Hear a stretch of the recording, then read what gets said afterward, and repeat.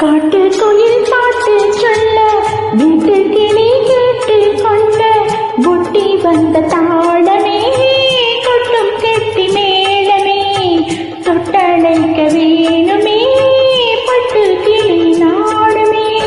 காட்டுக்குயில் பாட்டு சொல்ல வீட்டு கிளி கேட்டு கொள்ள ஒட்டி வந்த தாளமே கொட்டும் கெட்டி மேளமே தொட்டணைக்க வேணுமே பட்டு கிளி நானுமே.